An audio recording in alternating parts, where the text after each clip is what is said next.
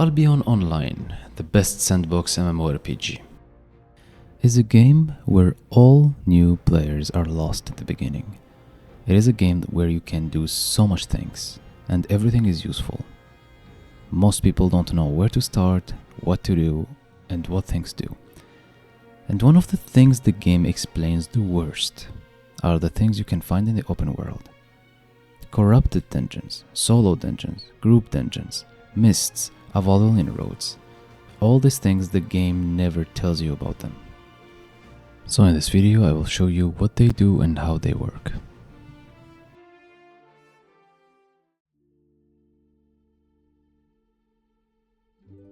The mists are these little things, blue, you can find them everywhere in the map, and they allow you to basically go to the mists. If you stay around them for long enough, they will open a portal, and you can click on this portal to teleport into the mists.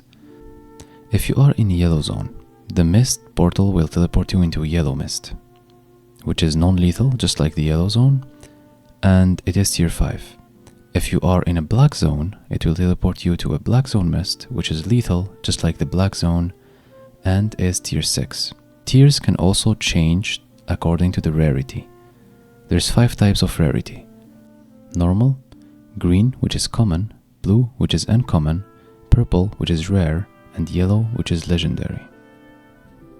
Legendary mists are always tier 8 in black zone and are always tier 7 in yellow zone. Others can vary.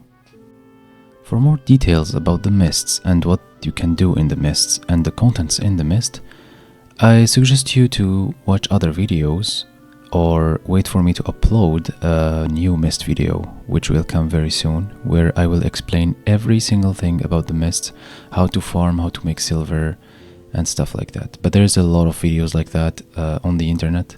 As long as you don't watch Swole Benji, you will be fine.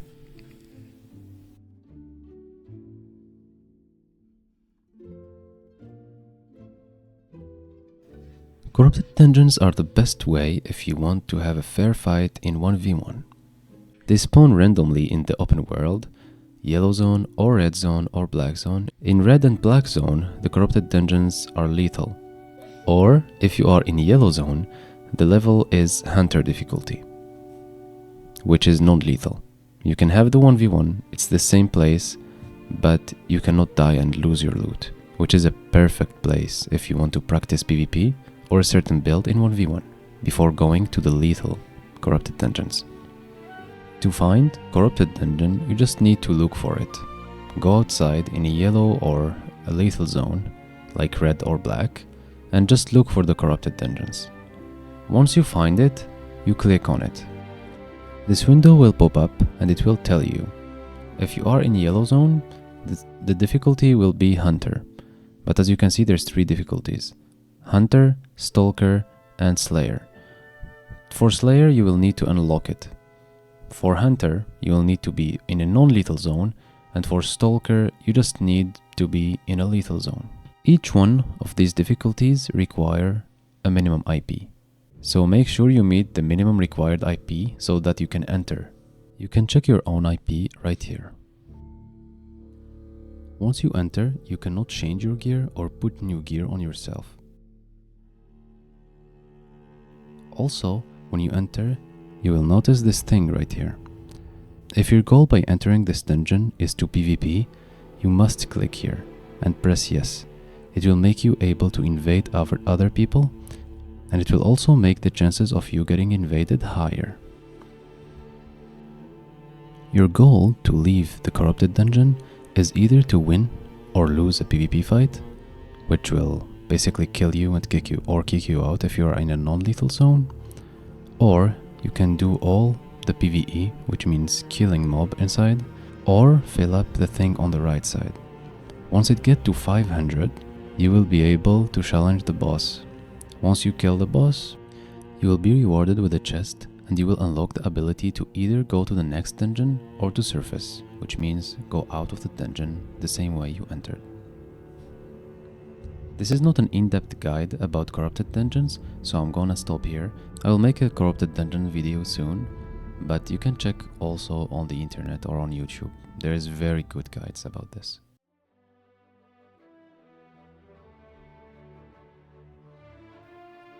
Since you are a new player, solo dungeons can be the best way to progress in the beginning.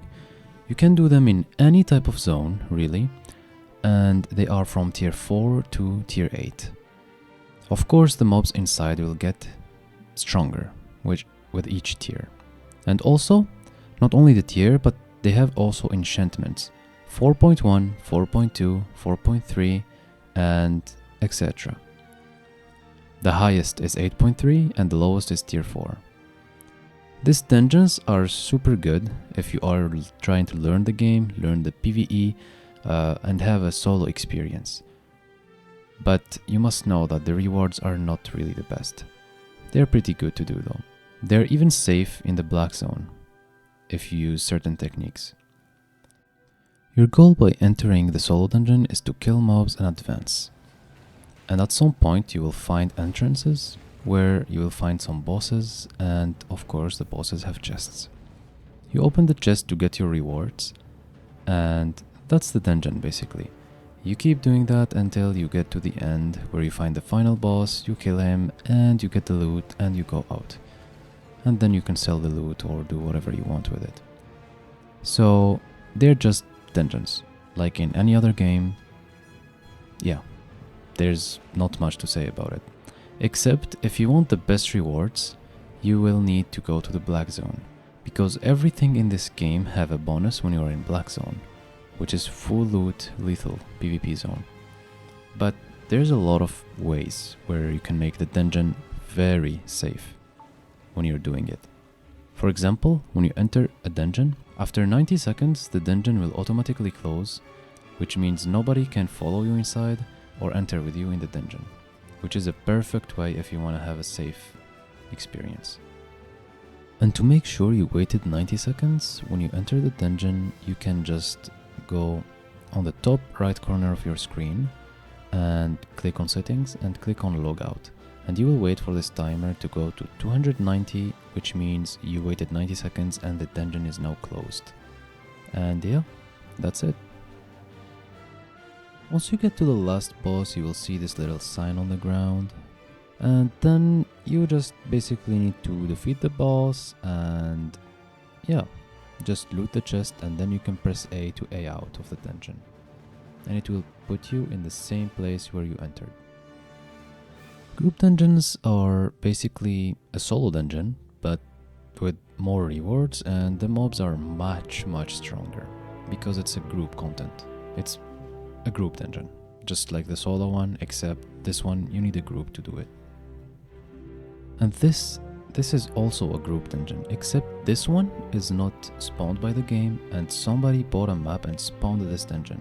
So when you see this dungeon, if there is like some butterfly effect around it, it means people are coming to do this dungeon. And if there is no butterfly effects around it, it means people are already inside doing it, or they already did it. Never go inside. If you are not wanting to PvP or wanting to set a trap to people, never go inside this kind of dungeons if you see them, because people will come and will do them, and you never know who will come there. So maybe they have more IP than you and they will kill you.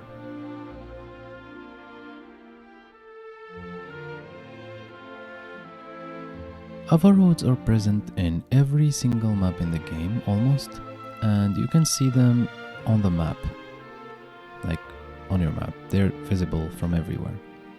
You can enter them, and doesn't matter where you are, they will always take you to a black zone. It's lethal. If you're a new player, I really don't recommend you to come here.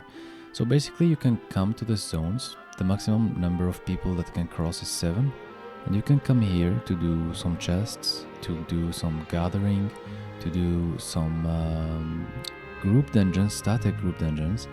And yeah, there can also be a very good way to travel around the map faster if you find a good road that takes you to, for example, let's say you want to go deep in the black zone, you can just take the roads and go deeper, like from the roads, depending on what the road is connected to in the map, basically.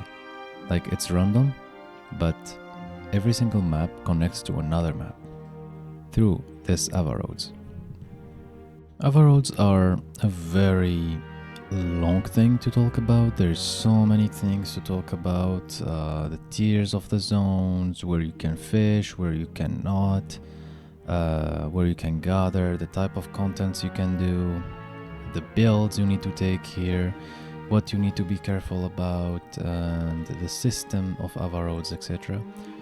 So yeah, this too, if you want to know more about it, just look it up in YouTube and maybe wait for one of my guides, because yeah, I will be making guides about almost everything in the game. And yeah, that's the end of the video, guys. Feel free to check my Twitch. I'm always live almost every day.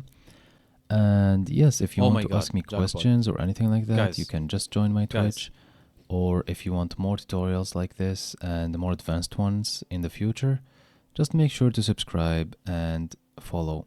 Like the video if you like it, dislike it if you did dislike it, and yeah, bye bye.